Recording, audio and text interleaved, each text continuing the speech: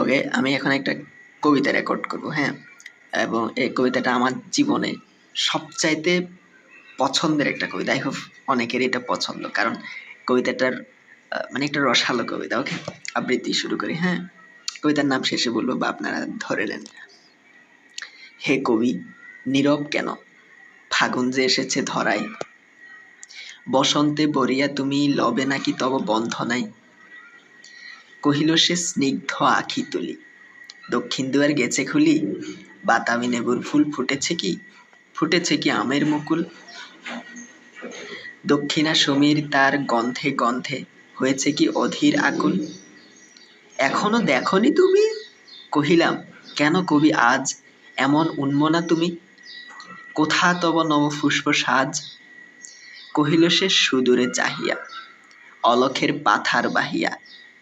তরিতার এসেছে কি, বেজেছে কি আগমনী গান।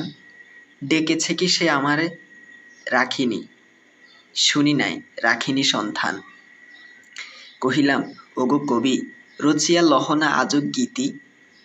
বসন্ত বন্ধনা তবে কণ্ঠে শুনি এ মোর মিনতি। নাই হলো না হোক এবারে। কহিল সে মৃদু মধু স্বরে, নাই হলো না হোক এবারে। আমারে গাহিতে গান, বসন্তেরে আনিতে বরিয়া। রহেনি সে ভুলেনি তো, এসেছে তা ফাগুনে সরিয়া। কহিলাম, ওগো কবি, অভিমান করেছ কি তাই? যদিও এসেছে তবু তুমি তারে করিলে বৃথায়। কহিল সে পরম হেলায়, বৃথা কেন ফাগুন বেলায়। ফুল কি ফোটেনি শাখে, পুষ্পারতি লভেনি কি ঋতুর রাজন।